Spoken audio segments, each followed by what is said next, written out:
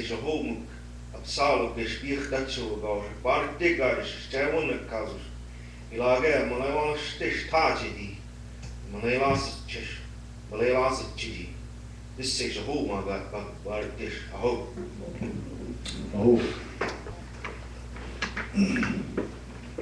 can we Kenny, can you turn that here on? Kind of warm up here in the hot seat. Right, Mike?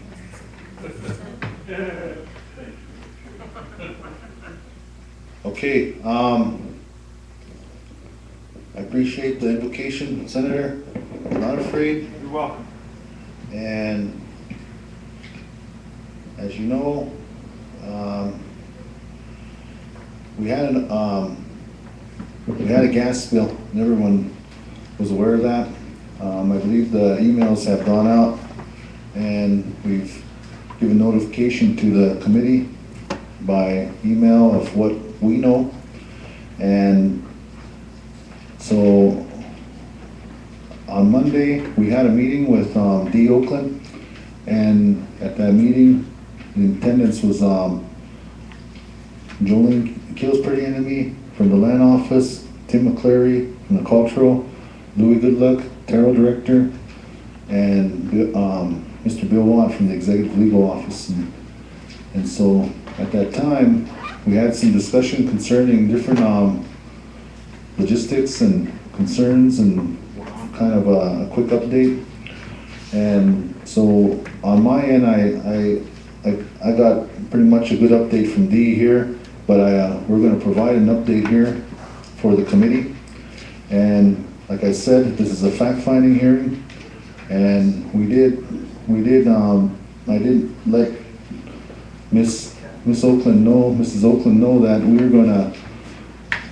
we talked about issues that are going to be surrounding the questions, are going to be looking at the land, the water, the impact, the job creation, and duration until completion of the area, the affected area, the land farm. And I'm going to have these individuals here, and I appreciate you all coming in from POMCO.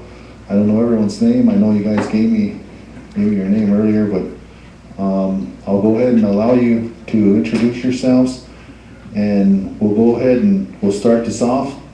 So gentlemen, ladies of the committee, I ask that you refrain from your questions until after we get an update and your concerns. I know there's a lot of T's involved here, and I know we're dealing with the environmental impacts concerning this gas spill. And so I'm going to ask that you jot your questions down, and at the Q&A after the update, then we'll go ahead and we'll open the floor for question and answers. So, and again, we hold the utmost respect to the microphone, and as the chairman, I do conduct the meeting, and I would ask that we be polite and cordial, and that we take our turn on the microphone.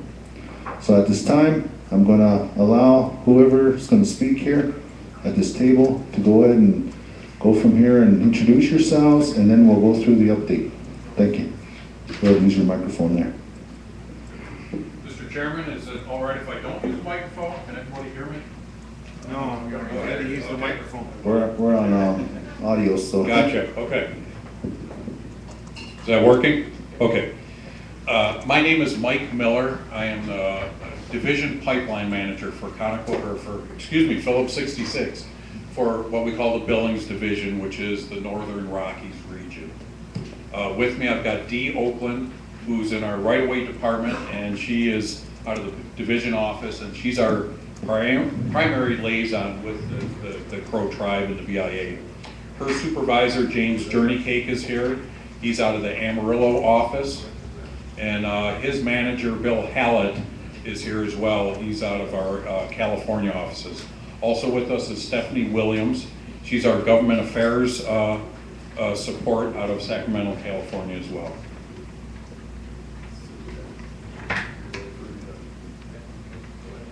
So first of all, I want you to know we at Phillips 66 take incidents like this extremely seriously. It is our #1 priority. We say keep it in the pipe.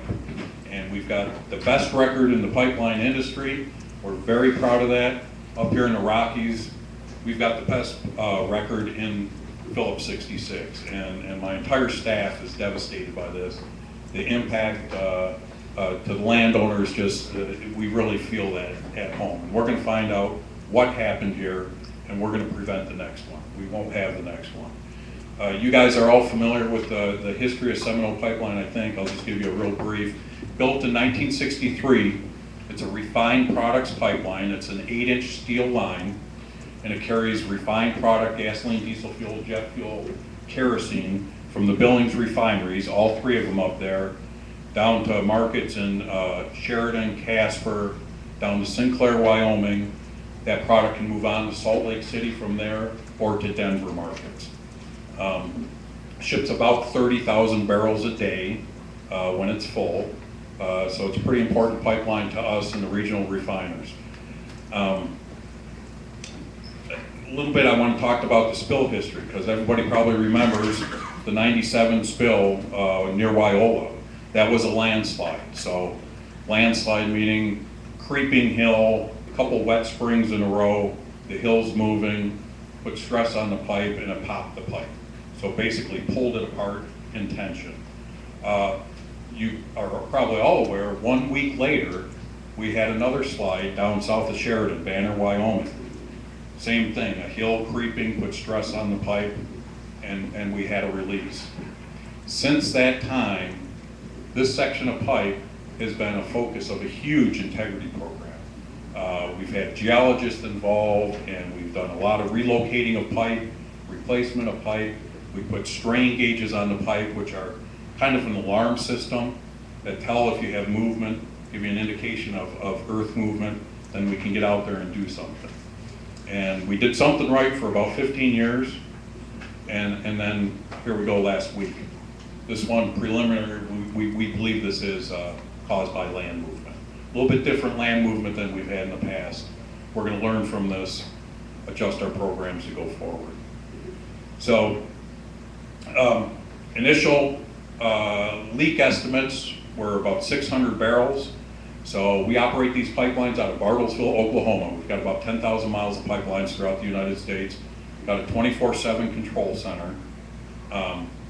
They saw a pressure anomaly, pressure indication that didn't make sense. They shut down the pipeline within a minute. And within about 5 minutes, they had it blocked in. So they can shut down pumps. We've got pumps in Billings, pumps in Sheridan, pumps in Casper. First thing they do is shut off the pumps. Second thing they do is start closing valves. So they got remotely operated valves. And the valves were all closed within about 5 minutes. So we're very proud of the response. The systems worked. At that point, it's not crystal clear exactly where this leak is. We know in a certain range of area based on the data they can see. So they get on the phone right away and call my operations folks. So I've got them, and closest ones are Billings and Sheridan. And they say, hey, we believe we had a leak out here, let's start looking for it. So the first things my guys do is put up our aerial patrol. So we patrol the lines weekly, or if we have anything out of the ordinary. So we put him up, not knowing exactly where it was, he starts patrolling the line. We knew it was here in Montana somewhere. And so he's looking for any indication of a leak. This was gasoline. Gasoline, it's bittersweet. Gasoline is very volatile. And it ends up at the end of the day, there wasn't any free product on the ground. Most of it evaporated or unfortunately soaked in. So that was the evening of the 2nd. And we had limited time before daylight. So we sent up the aerial patrol. We sent our operators to the field, and they go to the individual block valves, and they'll put on a pressure gauge and try to bracket this thing further. Now, where is it? Is it between these two valves, these two valves? We continue to narrow it down, narrow it down. It got dark, we continued on the field. We can get to these valves in the dark. It's difficult and gather data through the night. You can't search much right away at night. First thing in the morning, our guys on the ground said, boy, we think it's in this area. aerial patrol to get up in the air. We put them up, and I think it was about 7 o'clock in the morning, they actually located the leak site, and we were able to deploy. In the meantime, Tuesday night, we initiated our emergency response system. So calls go to Houston instantly. When that first call went out, the control center within minutes was initiating emergency response. And that's both the equipment, we have emergency response plans. We try to assume big if we don't know the size of a spill and just get things going. So we had, you know, literally hundreds of people on standby or moving, including our Houston Emergency Response Center. By Wednesday night, they had a corporate jet, we had response experts, environmental experts, lots of folks that were up here in Billings flew up directly. We had a command center set up in Billings with lots of background support in Houston and anything we needed. So we had open support. Tell me what you need, Mike, it's coming. So we had that coming. We found the leak, got to the leak on Wednesday, I believe it was Wednesday the 3rd. And by the time we got up there, there was no free product anywhere. Like I said, it was gasoline.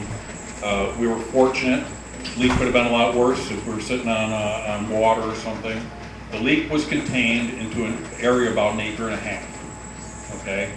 When it failed, this pipe sprayed over an area probably 1 acre-ish, sprayed out until it depressured, and from there the hills, whatever product between the hills, drained out. So that the initial estimate's about 600 barrels, and that's based on, you know, what is higher pipe, higher elevation, and a little bit of depressuring. So that's what we reported as a high side. We believe that is high side. We still believe that today. There was a draw nearby that goes about 1,500 feet towards a cattle pond. We're fortunate it stayed out of that draw. It went down in it slightly, but right now we believe that we've got a spill site that we've got impacted soil, 4,000 to 6,000 cubic yards, and we don't believe we're in water. So that's good. It was contained on site. As far as spills go, that's good. Our initial estimates, we've done a lot of work trying to delineate just how deep this is in the soil. So we think laterally about 1.5 acres. At certain points right near the pipeline, we believe it's about 20 feet deep contaminated soil. As it tapers away from the pipeline, it comes up to inches deep where it just sprayed. We've done a lot of sampling and got sample results back a couple days ago. And if you back calculate the volumes, we're constantly trying to match the volumes. So we have limited data immediately. We estimated 600 barrels. As we get more data, we can validate that. You know, what we want to make sure is that it's not 2,000 barrels, or, you know, if it's 100 barrels, that's even better. So the final volume determination will be when we start this pipeline up, repack it, and send all this batch of gasoline down to Casper, Wyoming, where we will meter it out. We metered it in Billings, we'll meter it out in Casper, and whatever's missing is the true volume. But we're wanting to validate that all the way along. So based on our data right now from all the sampling we've done, we think it's probably about a 500 barrel release. We're pretty confident it's not over 600. I think it may be a little less, but it's probably going to be 500 barrels, give or take.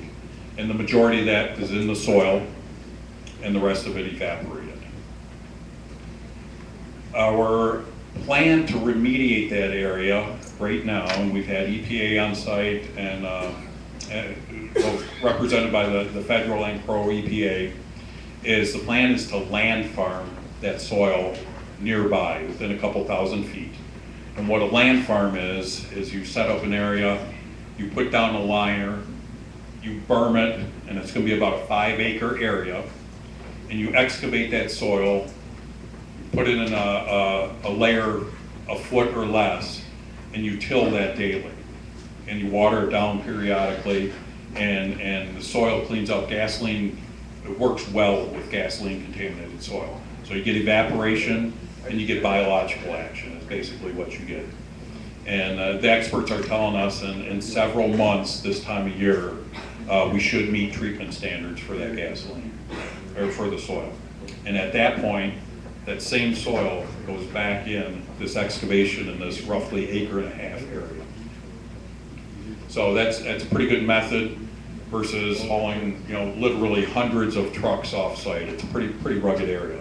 And we get to put the same soil back in the same ditch and not bring in weeds and everything else. So I think that's a win-win in a tough situation. D. Oakland, and I'll let you talk in a minute, has been working with the allottees. You did a tour yesterday afternoon and keeping them fully appraised, and they've been working with us as good as we can expect, as is all the agency, your various office, the TIPO, the TARO, everybody has really been wonderful to work with, giving us all the support in the world in a kind of a tough situation. So we really appreciate that. So that's the remediation plan. Now, what happened with the pipeline and what are we doing to put that back in service? Right now, things are stable, okay? We don't have oil and water, thank goodness, it's all contained at the site. Pipeline's shut down, and it's gonna stay shut down until it's safe to start up. And we've got that support all the way up to our board of directors was briefed yesterday. And my boss's boss's boss, they've all called me and said, Miller, you don't start up that pipeline until it's safe to do so. And so we'll shut down the refineries if we have to. We're not going to start up the pipeline until it's safe to do so. What we've done thus far, the initial failure, we don't know exactly what happened, but down at the bottom of a hill, if you can picture this valley, we got about 500-foot elevation over 4,000 feet linear. So we're near the bottom of this valley, not quite. And our pipeline, it appears to have buckled, okay? Like it was under, like if you're pushing a straw together, eventually it buckles, okay? So that indicates that there was a lot of outside forces. We're in area slowing the pride slides. We've got this large slide mitigation program on, but that's where we went first. Got to be a slide, okay? We put our geologist up in a helicopter. We put a geologist on the ground. They're a lot better at spotting these slides than some of us, but usually, on the last two failures 15 years ago, it was very evident we had a local slide and what put force on the pipe. All this mitigation effort we've done over the last 15 years, we've tried to identify all those areas and we know what they look like, and we've rerouted pipe, replaced pipe. That's where we put in these strain gauges. This didn't have any local evidence of slides, and it was kind of baffling at first, to be frank. We've since found out, we believe we're in a large slide area. So we've got this hill that's, several thousand feet away, 500 foot tall. We found a crack in the earth at the top of that hill, perpendicular to our line. It's magnitude not very big, 12 inches or less, covered in vegetation, and about 750 foot long along the crest of this hill. Usually when we have slide issues, it's a couple wet springs and we have an area that sloughs maybe say a foot or 2 feet in a year, pretty fast from a slide standpoint. We believe this is a massive slide, maybe 4,000 foot in diameter, that's perhaps moving centimeters per year. So there's no fresh indication of a slide, but it's over the years put constant pressure on this pipeline, eventually at the bottom buckling. We're pretty confident that's what happened. We've got 2 separate geotech firms that are working on this that have supported that. So what's the fix for that? Okay, there's near-term fix, this area, and then I'll talk a little bit about long-term, what we want to do. But near-term, what you do, so now we got a pipe under compression at the bottom of the hill and under tension like a rubber band at the top of the hill, because all this force, this soil is pushing it down. So what we've done, we've brought 5 excavators to the site, and we're excavating 4,000 feet of pipe. So once we take the overburden, the soil off, this pipe can relax a bit. And that's a good method to remove stress and ensure your pipe is safe immediately. So that's what we're in the process of doing. And I expect today we'll have most of the 4,000 feet excavated. At the actual release site, That piece of pipe was cut out. We replaced about 120 feet of pipe. The actual failure was maybe that long. That pipe was wrapped up, and we have custody transfer methods.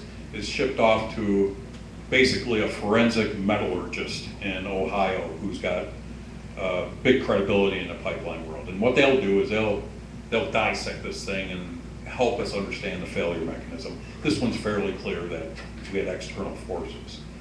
Some failures aren't so clear. So we'll get those results. We'll get some verbal results later this week and final reports. But what they do is support. Sometimes we need them to tell us what happened. In this case, I think they'll support our theories. So we'll get those results back. So that was repaired. As we go up the hill, this pipe in the top of the hill that's in tension, like a rubber band, there's about 300 feet of it, so it goes from compression to tension. We're going to replace that. We're going to replace about 500 feet of pipe. There's no visual indications that we have an issue with it, but we are going to ensure we don't start up and have a failure again. So we're backing up, and we're going to take a couple extra days. And actually, pipe showed up last night and this morning. We got welders out there, so they're stringing out about 500 feet of pipe, heavy wall pipe. We're going to install it at the top of the hill. So this location, once we get these mitigative measures done, is going to be very safe for startup. And what we'll do long term is I'm going to leave that trench open so the pipe can move, and we're going to get some core samples and find out just where that big land mass is slipping. And it's probably a couple hundred feet down with a mass that big, and we'll directionally drill it.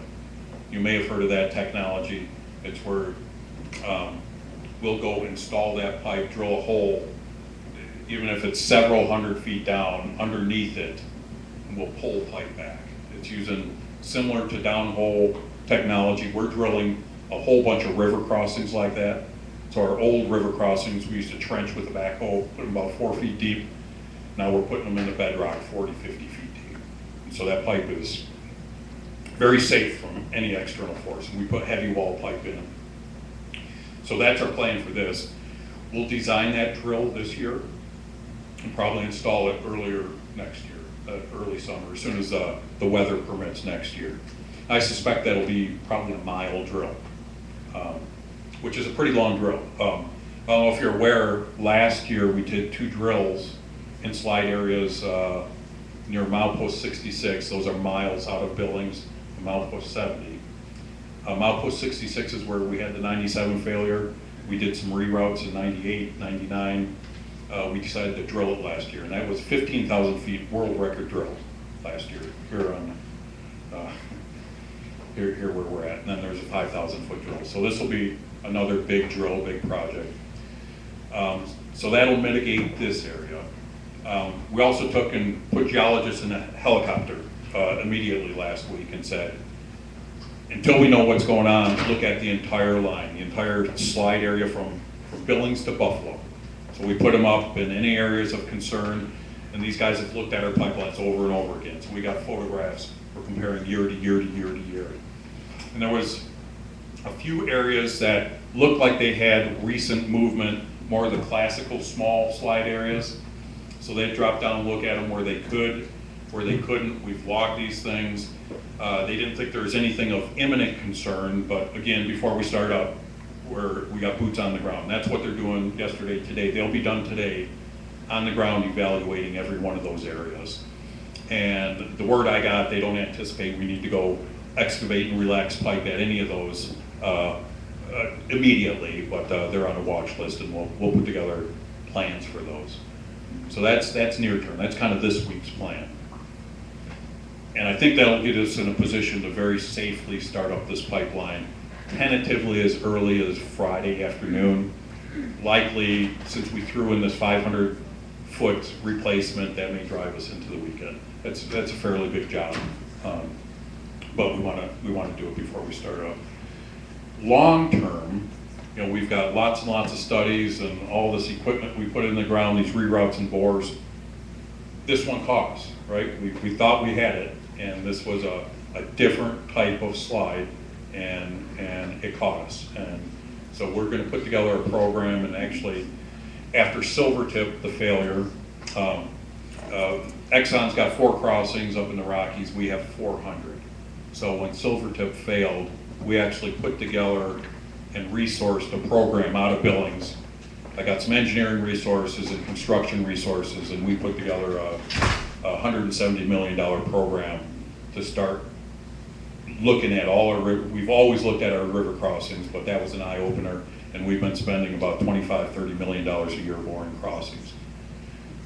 We're gonna treat this, I think, similarly. And this is a challenging piece of pipe, and we've spent a lot of energy trying to mitigate the slide risk. We've done a good job, we gotta do a perfect job. So we're gonna bring in engineering resources, create some new positions quite quickly, and resource, okay, your job specifically, that's how you do things well in our business. You say, your job is slide mitigation, what resources you need, and build on the work we've done. So we've got the most expertise in the company up here. So we are good, we gotta be perfect. That's all that's to it. So that's our plan going forward. And we gotta put all the details behind it. We've dusted off every old study, and we got people pouring through it. Like I said, we got the guys on the ground, and we just cannot let this happen again. It's not acceptable. We talked about remediation, permanent pipe repair. One thing we're going to do as a follow-up, and this was suggested by Connie Howe, was, after the dust settles, I would say we're much better at communication than some of the past things that have gone on. We certainly aren't there. People change, and we just aren't there. So we're going to have a after-action meeting with the right people, whether it's emergency response, EPA. We'll find the right players. Let's get in a room and sit down. And we've had problems with folks showing up to the site. We require fire retardant clothes and a hard hat, and they don't have them. And I don't think it's acceptable to say, well, you can't go visit the site because you don't. So we've got PP up there, but that one's easy to plug. But there's a lot of those issues and safety equipment and just who to call when, what are the protocols. I think if we get together and talk, we can plug that hole and get a lot better at this. There's a suggestion in our meeting with the chair that we ought to talk about maybe getting some emergency response capability down here. If we have an issue, your folks are closer than our folks. I'm open to that. Let's talk about it. If that makes sense and it's a win-win, let's do that. But there's lots of good ideas flowing. I'd like to stay on that wave and do that. And we'll get that set up here. Everybody's kind of busy right now, but let's, in a month or so, when we get a breather, let's talk about doing that. I think that's a good idea.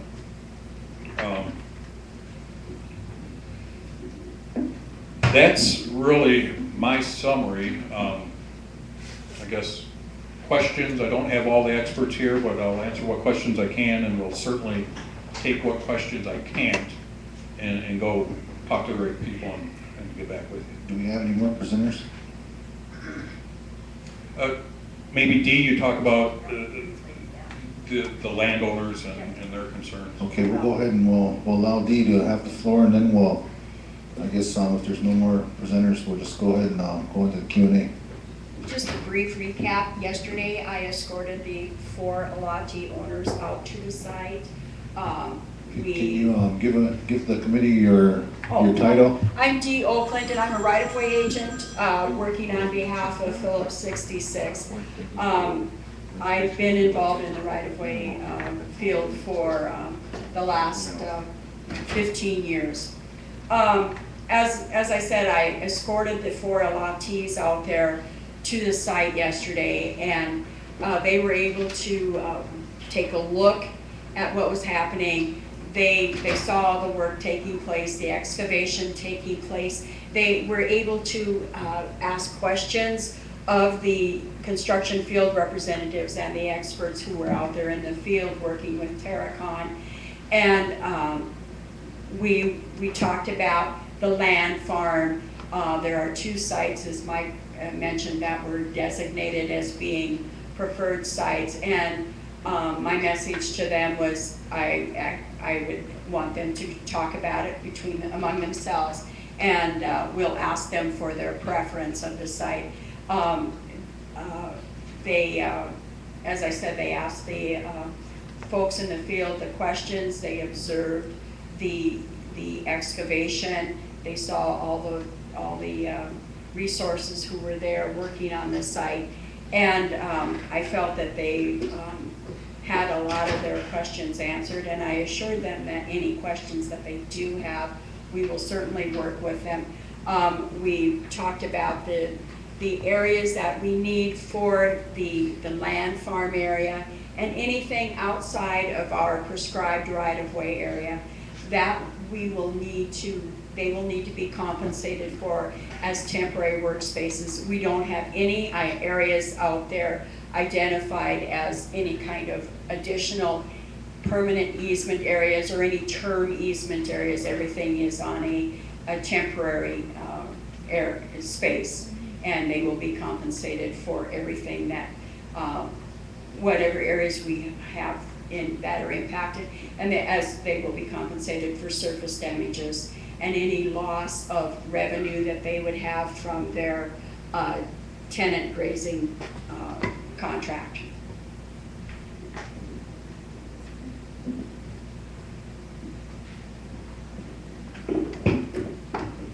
Okay, at this time, I'm gonna go ahead and open the floor. Senator Notafrate from the Lodgegrass District.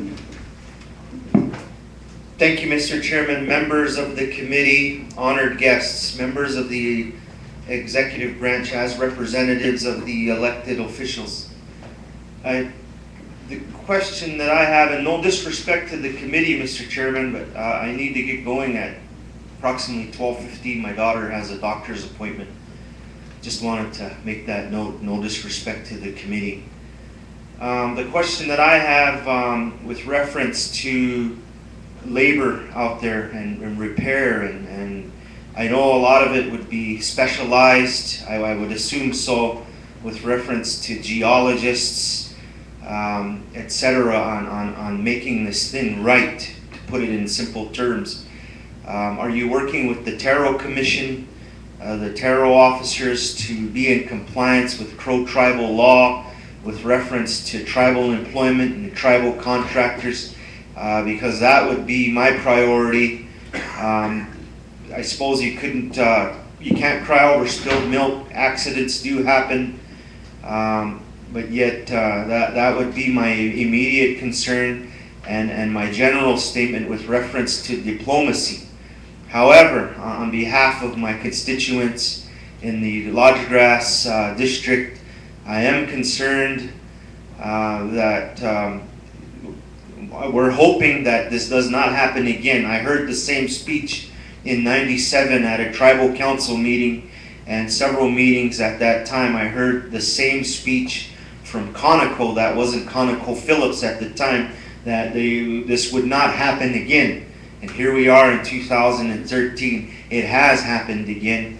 I believe in good faith we went ahead and approved, the tribal council approved in 2001, 2002, the 50-year lease of the pipeline at that time, with a guarantee that this wouldn't happen again. I know there was consideration that we were going to do what the Flathead Nation did and shut you folks out. And you had to load up a train and go around their reservation. And I certainly hope that we don't head in that direction. And of course the environment's important, our water is important, our land is important. Yet we do as a nation believe in economic development, and those are the concerns that we have. And my top question is, are you utilizing tribal law and Taro and tribal employment? Thank you. Okay, the question is, are you using tribal law and employment? And who's gonna answer that? D? Okay, D, you can have the floor. Absolutely, we will do our very best. We have been working with your Taro department and your FIPO department to make sure that we have all of the necessary permits in place. We do have at this time 3 cultural monitors on site every day. We will compensate your departments that need to be out there. We've made that agreement that they will invoice us for the time that was necessary over the holiday weekend to take care of that. We have an invoice process in place for Taro and for FIPO. I know that on behalf of Phillips 66, we are very sincere in our efforts. We want to work with you. We want to keep the communication lines all going. And as far as employment, I will let Mike address that. He has some ideas for that. Yeah, as far as long-term, like you mentioned, during response repair operations, we've got certain training qualifications. PHMSA requires operator qualification as a program, so we're kind of limited in folks we can bring in. Now, having said that, as we transition from a response, incident response to a remediation program, I learned at our previous meeting that there may be some capabilities and contractors down here and opportunities maybe we can get more Crow members involved in the remediation side, and we're certainly going to explore that if we can. I fully support that. So I'm going to pass that on. The way it works in our world is operations, once we get things stable and we turn into a remediation project, we turn that over to a different group within ConocoPhillips that manages remediation. That representative is in Billings. I know him very well, and I'm going to pass on that information and the recommendation, and we have some influence on that. So we will do our best to get as many tribal members involved in this as possible. We're also exploring, the idea, and this is not a commitment, but in my mind, it sure would be nice if we had a pipeliner. I've got pipeliners all over the Rockies that maintain our systems, the corrosion protection system, maintain our valves. They're the guy who go look for the leak, or somebody makes a one call to dig a hole, they go mark the line. And they typically have a pipeliner every 50 to 100 miles. It'd be interesting, especially with our access challenges and everything down here, to have a Crow member, maybe send them to school for 2 years. We get most of them out of Idaho State, but set something up where we've got a local person who knows everybody and get him the skill sets to be, the pipeliner for this area. That'd be wonderful. That's one idea. Another idea is we struggle to hire engineers.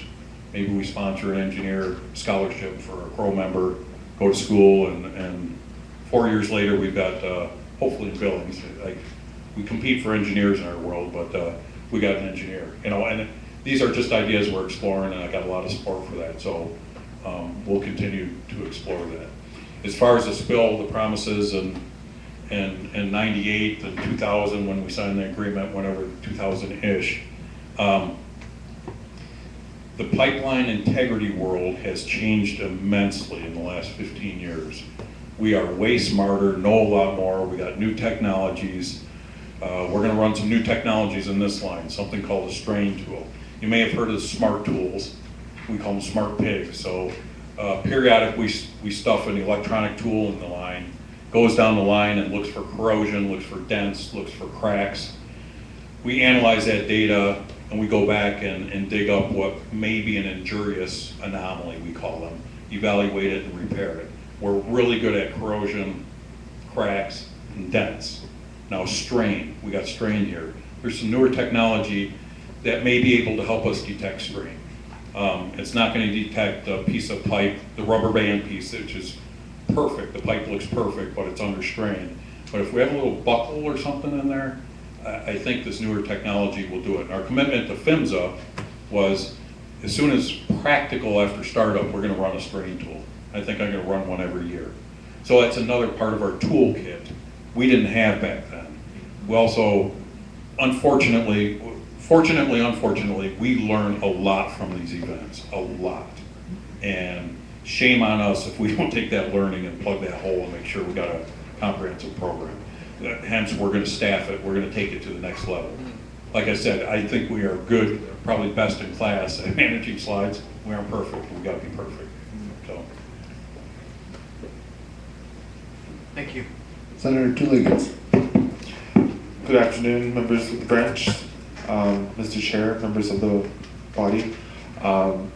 You mentioned something about having some cultural monitors on site, and just from previous actions that the tribe has faced, I don't know how the procedure is between the company and the monitor, and how the payment is made, reimbursement to the tribe or to the monitor, but just for note that just to protect our tribal members, that payment shouldn't be made to the individual, but to the tribe. And so, it's just to protect the individual of the tribe. So I just wanted to state that, and you guys take note of it. We are complying with that. The invoices come to my attention, and then I forward them on to our Amarillo office, where they are approved and sent to accounting. In fact, James Journey Cake, my supervisor, approves those, and then they are sent to accounting, and the checks are then, or your drafts are then sent directly to the Crow tribe. I have encouraged the FIPO department to, at the same time they send me an invoice, to forward a copy of that invoice to your accounting department, so that there is that second check. They know exactly what it is and what the fees are, and that includes whether it's for mileage or for hours worked. Okay? Senator Golzan. Thank you, Mr. Chair, members of the body, and representatives from ConocoPhillips. D, right? Yes. You said that there was a allottees, Yes. that were 4 allottees, but any of the spill on tribal land, or was that on allottee? All of the impacted area is on allotted land.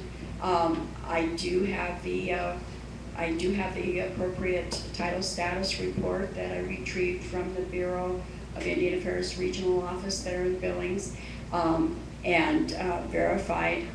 And at this point, as far as I know, all of the excavation is taking place all on that same allotment. And if there's any change, obviously we will involve, if there are additional allottees that need to be notified, because of the excavation and the timing of my visit yesterday. I have not had an opportunity to verify the southerly area of the excavation over the hilltop that we were talking about, but I will be verifying that this afternoon to see if there are any other allottees that are affected. And now we are, and while we're talking about it, the access road that we're using goes through several allotments. I have researched all of those. I have given that list to the Bureau of Indian Affairs here, your realty specialist, and they are preparing the necessary temporary permits to allow the access across there, the emergency access for this project. Again, it will not be a permanent or a term, a long-term access easement. It is strictly a temporary permit to allow this project to proceed. And the members, all of those allottees will be compensated as well. We will be discussing the compensation with the Bureau of Indian Affairs. They do have their appraiser on standby, ready to appraise those rights of that temporary access, as we will be having the appraisal for the impacted area and the temporary road right on the that one allotment that we're discussing, where the impact is, as well as the excavations. One thing I neglected to mention when I was up there, in our discussion yesterday, one of the allottees said that his mother had been born in 1918, excuse me, and she had received this allotment in 1919. It had been with their family since then. And coincidentally, we had one of the grandsons with us who was 20 months old. And he said, we want to make sure that he, pointing to the grandson, would be able to run the cattle and run the horses in his lifetime as well. And that they wanted the land returned to what their original allotment had been. And I assured him that what he had just expressed so well was exactly what Phillips 66 wanted as well. While we were out there, they were able to meet, and the surveyors who were there on site doing the topographical surveys, so that when this land farm process is done, that dirt is put back to where it was excavated from. The land will be recontoured as it was before this happened, and it will be revegetated with the native species that we will be working with in conjunction with both the BIA and your Tribal Resources Department. And no non-invasive species will be allowed, or no invasive species, excuse me, will be allowed. And we have a monitoring responsibility that goes along with our permitting program. And so we will continue to monitor that, and I will be glad to escort the allottees there to look at the property anytime they choose. Mr. Chair, if you would allow me just one more, two questions. Sounds like the allottees are Crow allottees? Yes, they are. All the four of them, and then, okay, sometimes the surface, okay, but the surface, and then the mineral, is that tribal, or is that allottee, Crow allottee? You know, that's a very good question, and I will be looking at that further. I believe it's all allottee, but I will double check, I will make sure, and I will inform the appropriate resources. I will be working that with BIA, okay? Okay, thank you. On that note, I would like that the committee would receive those updates and reports as well. Sure. Dee, I know you have my card, I have yours. Do we have any more comments, questions? We'll hand the floor over to legal. Thank you, Mr. Chair, members of the National Resource Committee, and invited honored guests. Senator Not Afraid reminded us that you can't cry over spilled milk, but I'm wondering how much we can cry over spilled gas. I got two questions. One's a softball question. I think that in the legislature there's no dumb questions. There's only easy answers to questions, and maybe this is one of them. Outside of being unsightly, why don't we have above ground pipeline in these high risk areas? I'm far from an engineer, and this is not anything I have any expertise in, but I would guess, just as a lay person looking at the situation, that it's probably less likely to face the same kind of problems if it was above surface. And certainly it could be much more easily maintained, but again, unsightly, of course. That's sort of the softball question. Now, the high inside fastball, you mentioned that you guys sent the geologists up in a helicopter, surveying the reservation and looking at all of these quote-unquote high-risk areas. I think it's very important that the Crow tribe know what the high-risk areas are. There's a multitude of purposes I can think of offhand as to why we need to know where these most likely future occurrences may take place. You mentioned being good but need to be perfect. That's definitely the approach, but you always plan for the best and prepare for the worst, expect the unexpected. That's just the nature of your business. So if the tribe had that list, and as it were updated, we'd know when it comes to water pipelines, when it comes to other infrastructure, what areas to be cautious about when it comes to future development, and individual tribal members in their future development may not want to put a firecracker warehouse over this leaky gas line somewhere and it might slump. I don't know. Those are the, I'm just saying there's concerns that people should be made aware of, and that's protection against potential future liability to Phillips as well. So I see that there would be a tremendous interest Phillips would have to ensure that if there is going to be another break or spill, that it's not going to take place in an area that has substantial development, or if there's going to be development in an area that there's really good remedial measures taken in advance, the repair type work or whatever needs to happen to shore up the pipeline. But yeah, those are the two questions, Mr. Chair. Why not above ground in these high risk areas? Probably an easy answer. And then also, could we get the list as a tribe? And I'm certain that's something that's probably fairly sensitive, but it'd be nice to know what parts of our beautiful reservation are potentially subject to a future break because of the nature of the topography, etc. Thank you, Mr. Chair.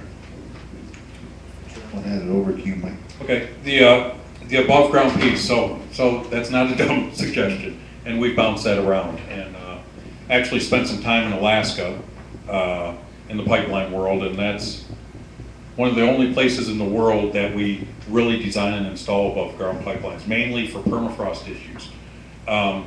However, there's one area, the Denali Fault, that the Alaska pipeline, big 48-inch pipeline, is above ground sitting on skids. So when you have an earthquake, you can slide around. We've thought about that. There's pros and cons, and we feel there's more cons than pro. One thing is they tend to get shot at if they're above ground.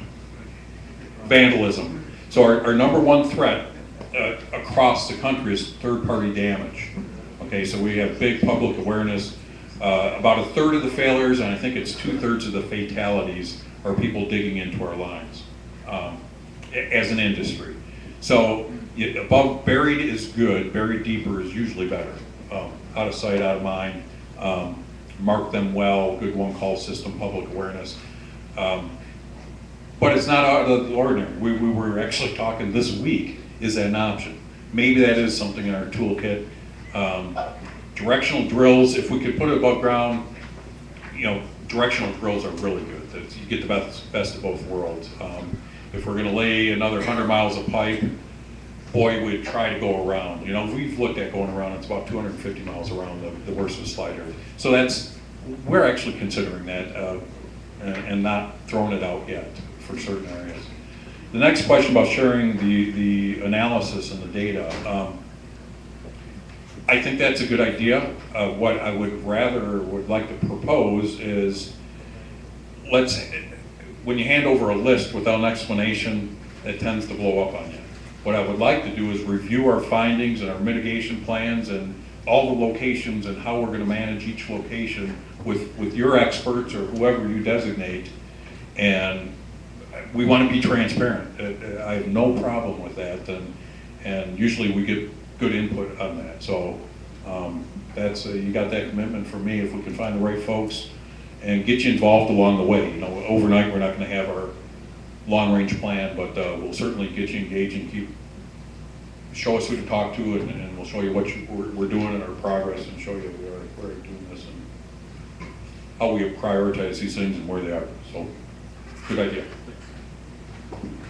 Okay, we got a question over here, Senator goes ahead, and then we'll move over to Secretary of the House, Oak Crow. Thank you, Mr. Chair. The right-of-way on these pipelines, when do they expire? I believe you mentioned 1963 was installed, so 2013 is 50 years. So when does the right-of-way expires?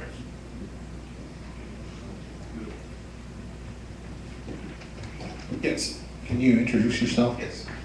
James Journey Cake. I am the Amarillo Billings Division Supervisor for the right-of-way group.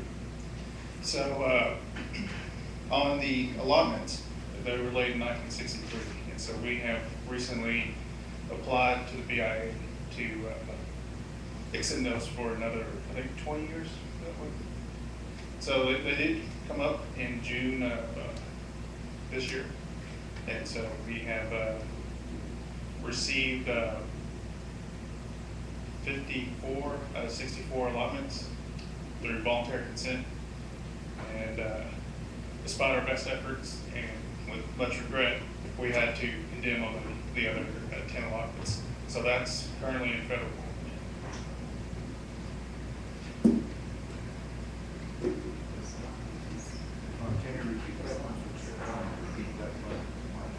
Can you rephrase or repeat the last part of your comment there? Yes, as part of the renewal process. So there were 64 allotments that were impacted.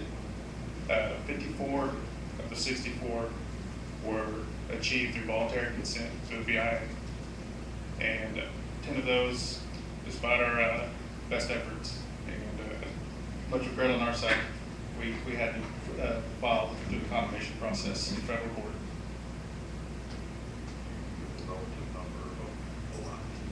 It was over 1,000 allottees, and we only have 14 allottees who did not sign up voluntarily. So the amount that we're condemning is a very small percentage of the original allotment count that we had dealt with. And we had a contract right-of-way land service, Scott Schroeder. He has 2 tribal members that work for him, so they were out dealing with the allottees and trying to obtain voluntary consent. And we'll continue to get consent, we'll take consent, and we would love to, as this process plays out. Chair. Go ahead, Senator. If you would allow me, Mr. Chair, thank you. So the 10 allottees are asking for more money, is that why they went to the court? Or are you privileged to answer that question? I mean, I I'll hand think that there's to- better ways of negotiating and going on condemnation, that's what I'm trying to say. We'll give it a stab, James. I'm not the land guy, but I think there's various reasons, okay? Some want more money, some have had a bad experience with the utility and don't want to sign. I don't know all the reasons, but I've heard from Mr. Schroeder, there's a multitude of reasons. It would almost be nice to be able to just offer more money to these. It's a pretty small percentage, very small percentage. We have to be absolutely fair to everybody. So if we offer more to one person, we think we have a very, very fair deal. If we offer more to any one allottee or parcel, we're going to open up the whole thing, because we got voluntary consents on 99% of the people, or not quite, but something like that. So if we do something different for one, we got to do something different for the rest. And we actually operate on several reservations. This is consistent with the process we followed elsewhere. So if we do that here, all of a sudden we unravel. We really expose ourselves to a lot by making individual deals with individual people. So this is the approach we've taken. Sure wish it could have worked out better. We did get the vast majority agreed to the approach we took, but unfortunately, before we hit our expiration date, we had to file. Okay, real quick, D, the allottees affected, did they have a right of way? Yes, we do. We have and it is of record on the title status report that their renewal is on there. And so they are not in that small minority of allottees that did not renew. They did renew. Secretary, okay, Secretary Okra. Thank you, Mr. Chair, members of the body, my guest, ConocoPhillips staff, officials. Back when the last infraction occurred, I heard the same rhetoric. I was at those meetings. I heard all that. I realize you guys are business people. You don't want this to happen. You're losing money. You have to compensate people. But after it's all said and done, you guys pack up and leave. I was out there when the initial infraction occurred. About a few days later, I was working with the EPA, and I seen where you guys took the soil out, like you said, you spread it out, let it evaporate or whatever. And I went back there a couple of years later, and the vegetation was still real cruddy. And you probably know that, unless you weren't here back then. But I think there needs to be better mitigation. I mean, I know as soon as your pipeline starts running again, all you see is the bucks. You guys are business people. That's all you think about. That's all you care about. But I think the people that are impacted need to be better compensated, not just monetarily, but through mitigation in regards to the environment and their property. And that's why the people you talk to are concerned about their grandchild.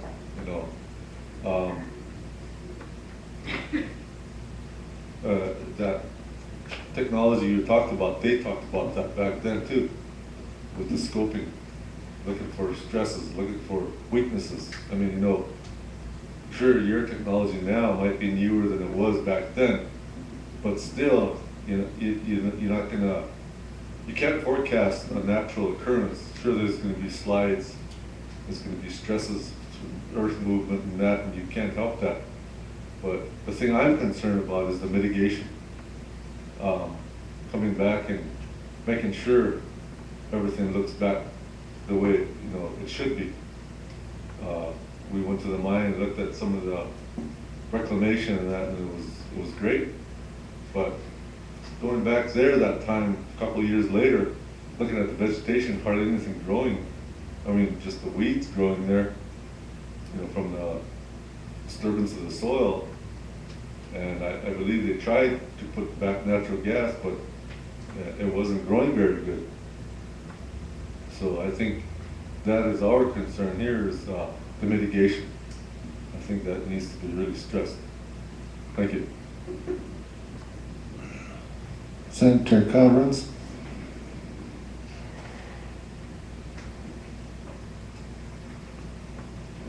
Got a question? I just want to see the map, so I want to know how long this, how many gallons, all that. Is that line, that pipe, that, land up here that goes right? Yes, microphone video. Find out, Looking, microphone video. find out where it runs how many miles. You might repeat what you suggested for the record. Okay, I didn't hear. If I could, just for the record, Senator Calverns was making a request for some type of imagery, a map showing the course of the pipeline, and I believe he's asking for some detailed information about where this pipeline goes across the reservation, what types of lands, and I think it kind of sort of falls in line with the concerns that have been expressed thus far about mitigation against future potential spills, and knowing where the potential, like, sort of danger zones are, if you will. But I think it'd be best if Senator Calverns sort of speaks for himself. But for the record, I think that's the essence of what he's requesting, Mr. Chair. Just yesterday, your tribal GIS department, your mapping services, we put them in contact with our mapping services, and hot off the press, you guys now have our GIS data on our pipeline. So I think you guys have a pretty good GIS system. So we can provide you maps if you want, or you can produce, we'll give you anything you want, but you now have our GIS center line, so you tend to have all the same overlays between us. But certainly, if you want hard copies or other, or I would suggest get with your mapping department. If they're lacking anything, let us know. We got it.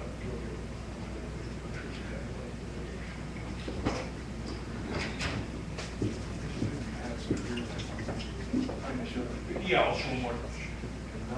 Another. Throw that out. I brought a couple maps and photos, and there's no good place to put them up. It was kind of supported the stuff I was talking about, but Mr. Chairman, when the right time is, I can show everybody what I got and see if they're interested. Yeah, we'll go ahead and allow him to do the maps. Are you able to view that from there? Yeah, we'll put it on the board up here.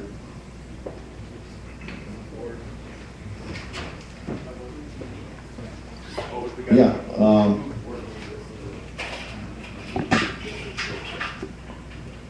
I think Mike's got the microphone there.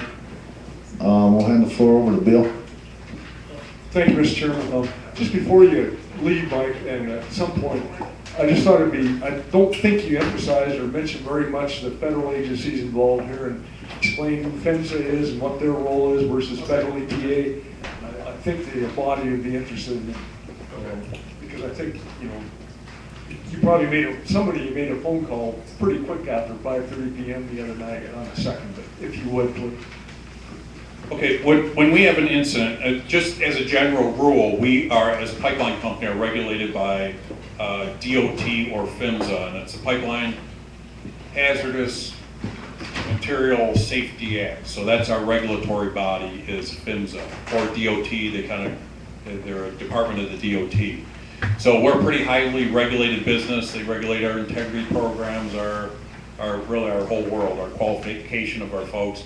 When we have an incident, we're required to call into the NRC, National Response Center, and I believe it's in Washington, I'm not sure, but it's a clearinghouse for notifications to other agencies.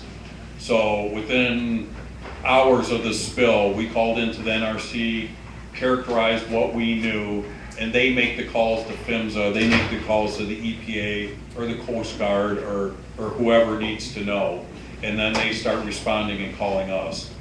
We try to make courtesy calls to the local PHMSA folks and EPA folks and the state agencies, and we have certain contacts within the tribe and BIA that we call, which again, I think there's an opportunity for improvement there. But this particular response, certainly several of your offices have responded, the BIA's been out.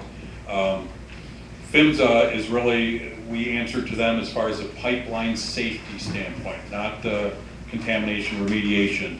And so they are very interested in what happened and are we safe to start up. There's a local PHMSA inspector in Montana who's been on site most days. His boss is the Western Region Director, which he goes all the Rocky States out to Alaska and Hawaii. And so he's the guy who tells us we have permission to start up or not. And so we are in contact with him at least twice a day, telling him what we're finding. His guy on the ground is validating that, and we got a set of requirements for startup. One of them is stress relieving the line.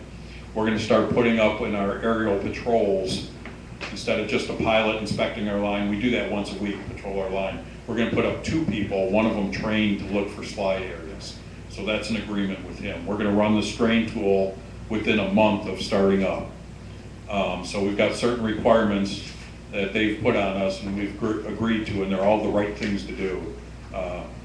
EPA sent up one of their federal on-steam coordinators early on out of Denver. And so he comes up and he evaluates the whole situation along with, I think he spent a lot of time with Connie, and he's going to gauge it and say, does Phillips 66 have this under control? Do I like what they're seeing? If they're not under control, we're going to come in and take control and initiate a unified command. He was comfortable with what he had. He stayed several days. I think he gave Connie some guidance and us some guidance, and he took off. So right now, all of those agencies are very comfortable with what we're doing, but we got plenty of oversight.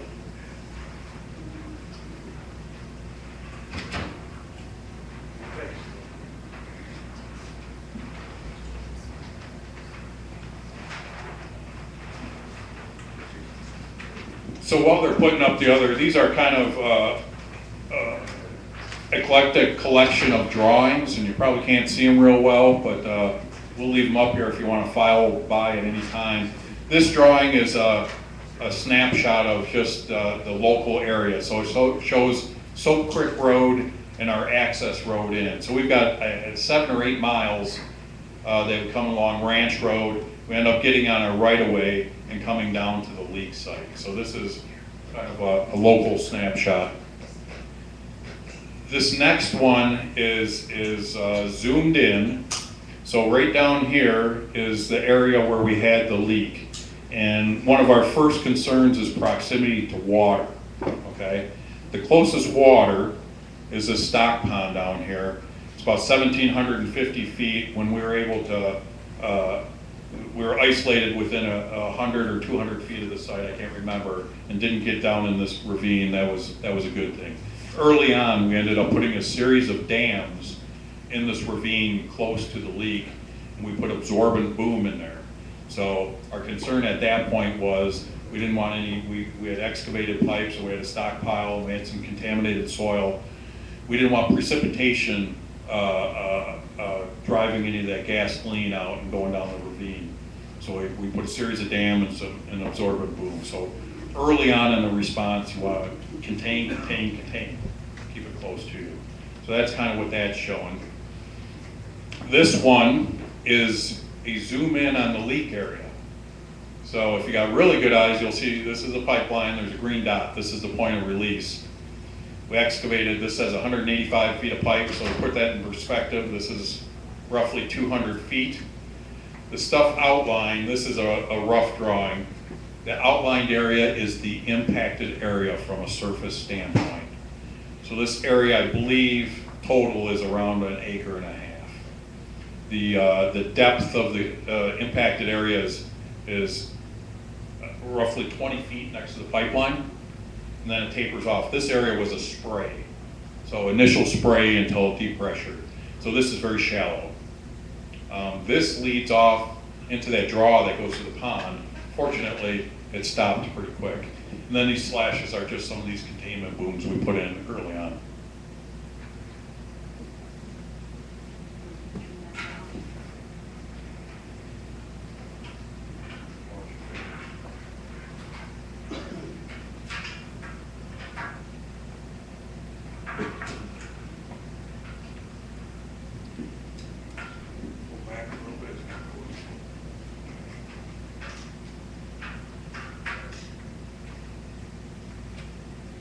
Okay, I'm going to look at this one first. This is an aerial photo of the release site in last week. Now we've since excavated a lot of pipe, but this is the initial, this is looking from the north. Stock pond's down here, 1,500 feet. This is that initial 180-foot excavation. That's where the release happened. You see this brown area? That's where the gasoline sprayed initially. So that's the grass that turned brown within a couple days. Here you can see the series of berms. This is that draw, okay? And down here it's kind of brushy and the draw drops off pretty quickly. It gets pretty steep and brushy. Fortunately, we stopped before that draw, before it dropped off. This is early on. This is probably day one, Wednesday, maybe Thursday. Our cultural monitors, this tape out here was keeping people safe, so we continuously monitor for benzene and vapors. And we got limits, we know what's safe and what's not. We never had any unsafe benzene limits. We did have some vapors, gasoline vapors, that on occasion we had to keep people back. This tape here, we had our cultural monitors, and they found an area. They said they weren't real sure what it was, but they wanted us to keep out of it, so they taped it off. Anywhere we've excavated, they've been ahead of us a couple steps. Been immensely helpful, keeping us going, and been very accommodating, and just they know everybody out there, and have helped us out quite a lot. Now this one you probably can't see a thing. Let me see if I can get that flatter.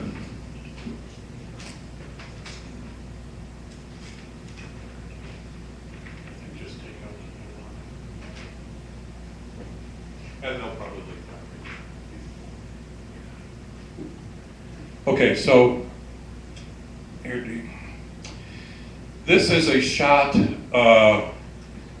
of higher up aerial shot.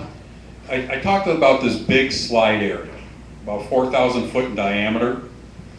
So here's the stock pond to put it in perspective. You can see what looks like a crater on there. That's this. There we go, got it. Okay.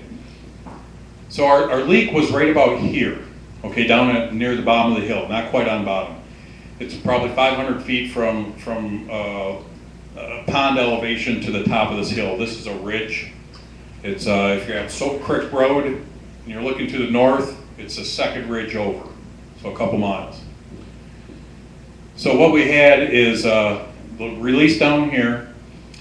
If you come up, and I recommend you walk by, way up at the top, so this is 4,000 feet. Usually we're looking for localized slides in these events. Way up at the top there's this crack, scarp. It can't be more than 12 inches. It's grown over, so it's not an active, fast, you know, it's something that creeps over the years. And it's 750 foot long, and it crosses our pipeline. what we believe is that entire bowl, this area, is creeping downward at, say, centimeters per year, very slowly, probably been doing it for a long, long time. And continue to put stress on the pipeline, continue to put stress on the pipeline, ultimately it failed. So, very unfortunate, but huge learning for us. We can find those and flag them and mitigate them. So we got a good program for the smaller ones. We know what to look for the larger ones. We can build on what we've been doing the last 15 years. This will get us closer to perfect. We're also going to bring in more resources to see what else don't we know. We think we're getting better, but what don't we know? So that's kind of the drawings we brought in a nutshell. And if you want to look at them, have any more questions, we'll stick around certainly and get them up there. Do we have any questions? Senator D. Crane?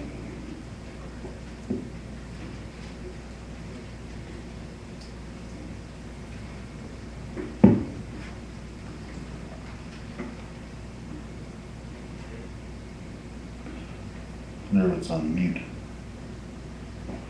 Thank you, Chair. Buddy, I had a question on that stream. How often do you send it through the pipe?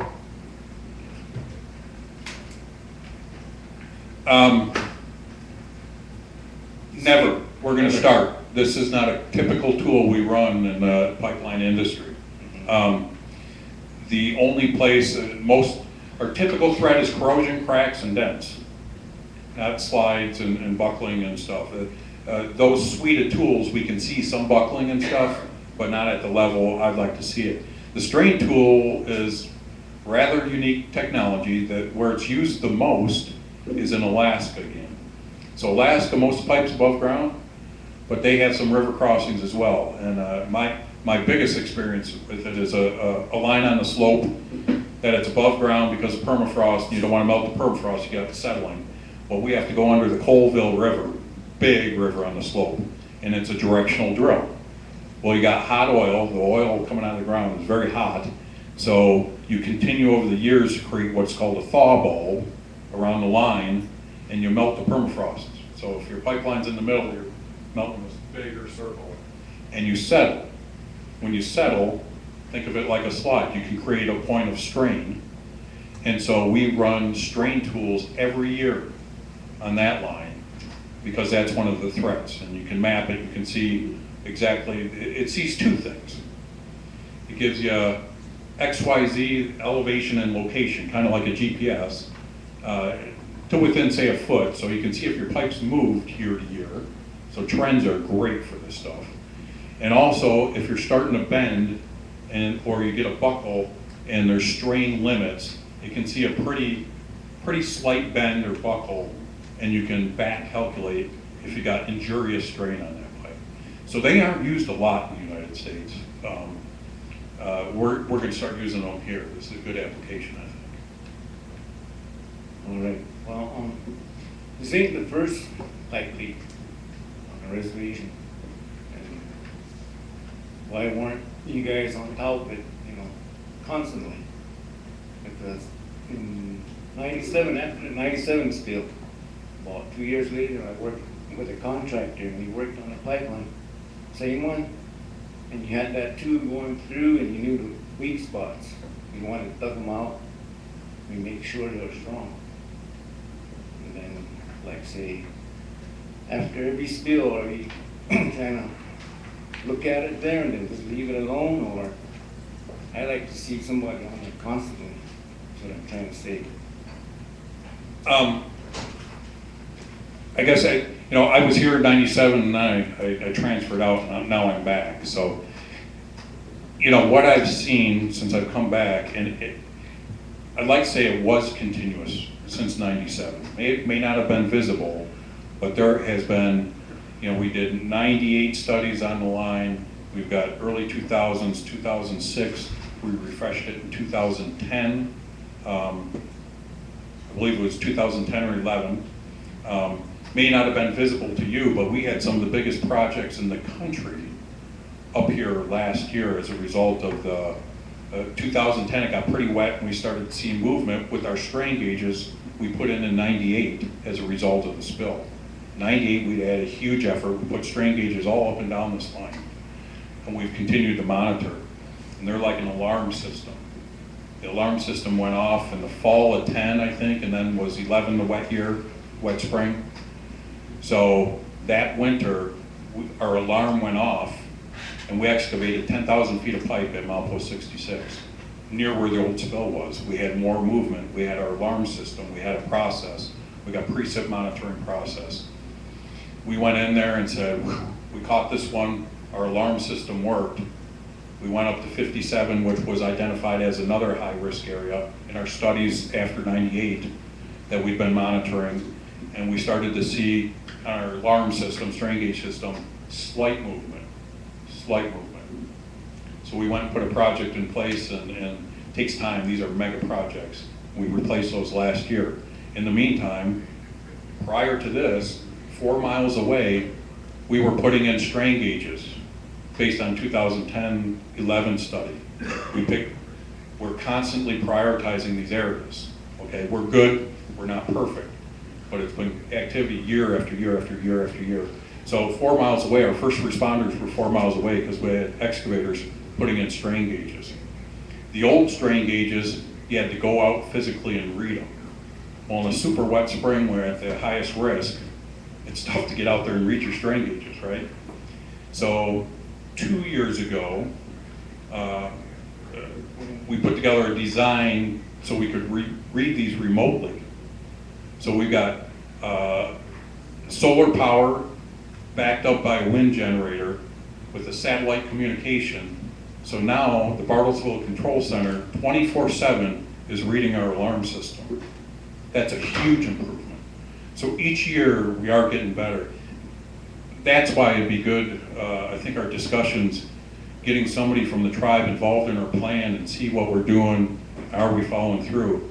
The progression of what we've done since 98, we're learning each year and building on that. It's tremendous. And this will just hopefully take us to the next step. We need to get there. Lost my train of thought, but that's some of the stuff we've been doing. And we learn, we build on it, build on it, build on it.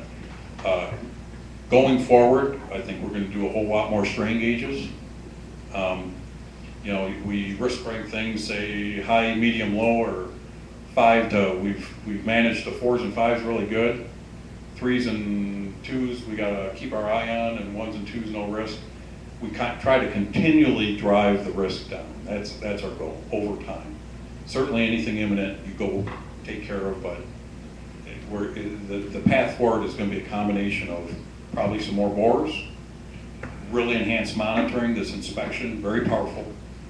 We're going to get the tools. We've been talking about these tools. Let's get them in the line, start building trends. Automating the strain gauges is awesome because we can see that real time. Control center says, hey, I saw reading 500. The guys go out there and look at it instead of try to get out there once a quarter or if the weather's good. You know what I mean? So that's some of the stuff we have been doing.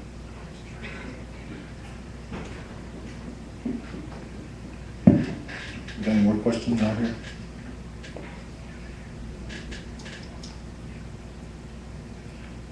Okay, I think the major concerns that we're seeing here, I think a lot of them have been answered, but I know there's going to be more questions coming up in the future. The one question I want to ask, and I know Dee and I talked about this before on Monday, and that was the process, the whole process of this in the impacted area, and how long is Phillips going to be there taking care of everything, or the subcontractors and whatnot. And I'd like to have a list of those subcontractors. I think I don't know if I know he gave me a list of 10 companies, but talking with Terrell, they only had a list of maybe 2 or 3. And so I think we need to get them registered and whatnot immediately. And then as far as tribal employment, I think that needs to be handle right away? I have that list with me that I will be giving to Chero along with our payment for the fees that they've requested for all those contractors. Could we get a copy of that? Okay. The other thing too is, we've talked about landowner compensation, and I believe that was one of the big questions here, was the landowner compensation and of the affected area, and I believe they're gonna be working towards that. And our legal office on the executive side as well as on the legislative side are concerned in those areas, being that it's a lottees, and these are our constituents, so we have the utmost care and responsibility towards something like this. And so this is something that we have a concern about, and I believe that was brought up. The other thing that was brought up that some of you guys didn't hear or maybe missed was that the access across several allotments and possibly tribal land are going to be, there's going to be right-of-way compensations, temporary access to these property or to this area, and they're going to have to cross allotments. And so I know that the Bighorn district, they're dealing with a lot of they've got a lot of people affected in those areas and that run cattle and, leases, and so they're going to want to understand everything that's going on there too. So the other thing is, did we talk about the length of time that you guys are going to be in there? I know last time, one fella told me, he says, they said 90 days last time and it took them 2 years. So I guess we'll be in there as long as it takes, right? Okay. Yes. Go ahead. Yeah, well, absolutely as long as it takes, and I can't tell you how long that is right now. We've got the permanent pipe repair. I'm speculating that pipe will be left open 4,000 feet. We'll safe it out and we'll bore that next summer, I'm guessing. So that piece, when we bore it, we'll pick up the old pipe and reclaim that 4,000 feet that we've dug out, give or take. As far as the remediation, I'm not an expert there. I've heard that potentially this could be remediated this year and the surface reclamation start. I don't know, we're still in kind of a response mode, so the environmental folks will certainly give you a schedule, but I would say it's as soon as this year, but it'll be done, it will be the way it was before we got there when it's done,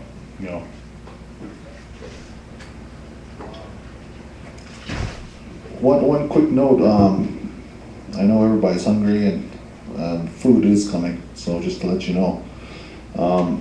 The one thing that we're looking at here is I know the executive side, executive officials have expressed to myself that, and I think it was brought up that the use of EPA, tribal EPA and TIPO and other services from the tribe are going to be compensated, and I believe the process has been established on the billing, the invoice process, and so that's taken care of. The other issue I believe that was brought up is the possibility of having Crow tribal members, not just on a temporary basis, but on a more of a permanent basis, because we've got a pipeline running through this property of ours, and 2.2 million acres that's running through, and we would like to make sure that our tribal members are going to be watching these, because we do know the land, we do know landowners, we do know each other, and we do have an interest, and we care about our property. So I think that, I don't know I don't know if it's on this level or if you guys have to take it to another level, but I don't think that's too much to ask that we have, and it's going to help you as well as us. And so that's something that I think that we should take very serious. And I think that you did mention the possibility of scholarships for getting some engineers and some pipeliners and whatever, pipe layers. I've always said this before, that since 1974, Terrell was involved, and these crews, they know how to run something other than a shovel. So we do have operators.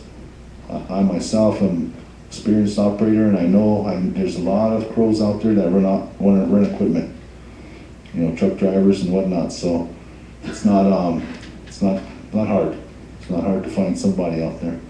And so I don't know if, again, I don't know if it's on this level, or if you guys can, you know, convey that to whoever is going to be able to say yes or no to that.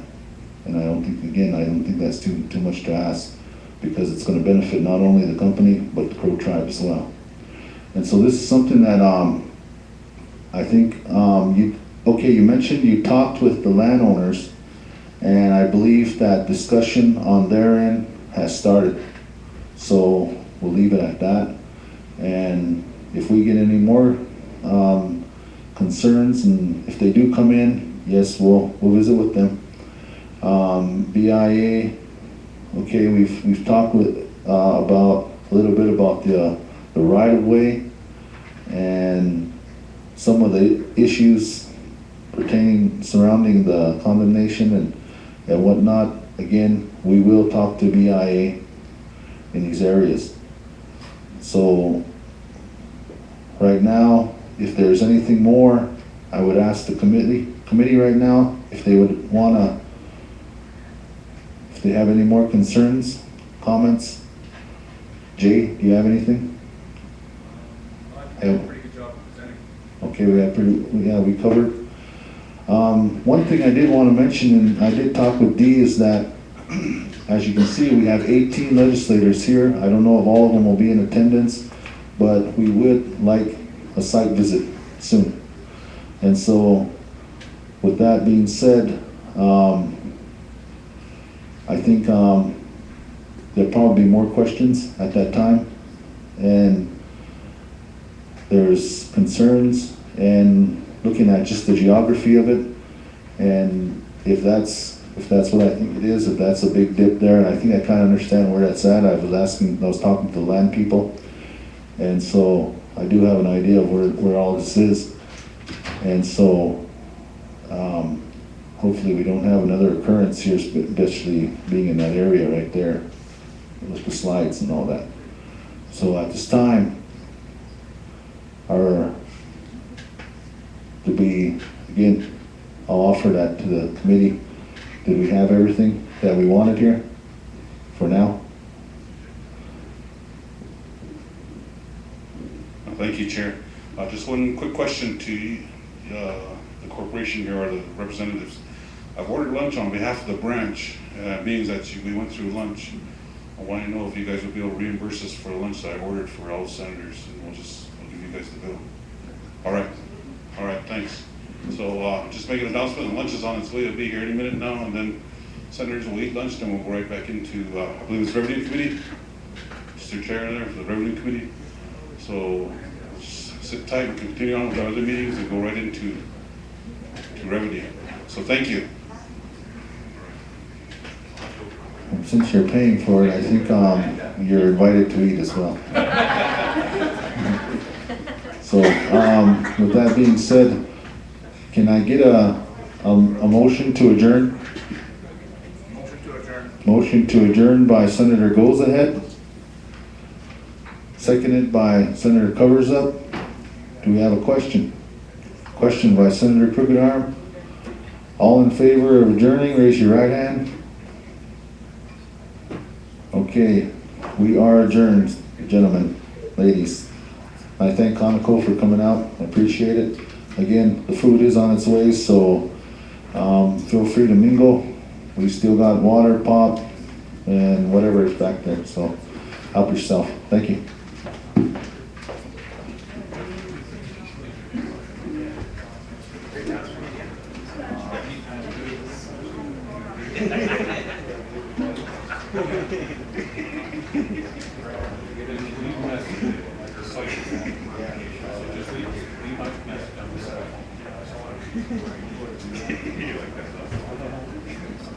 Yeah.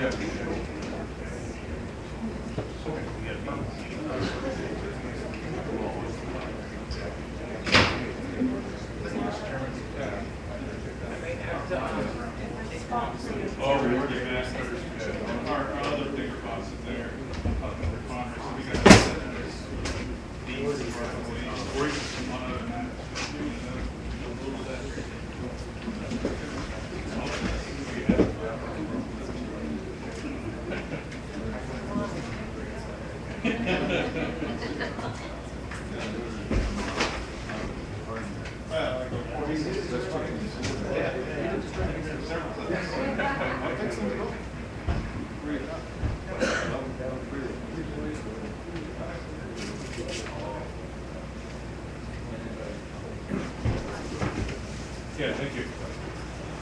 Any more questions?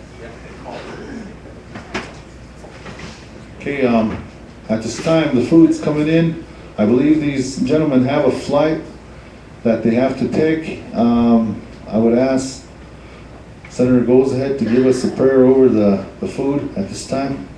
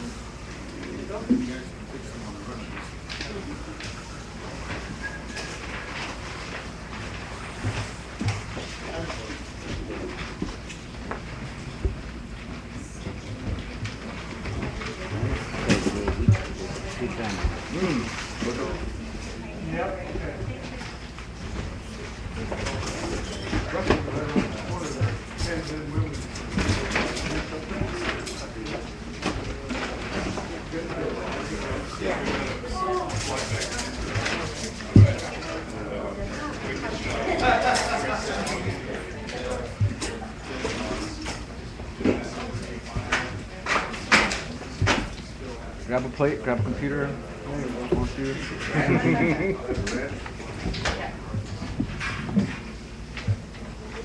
One plate and one computer each.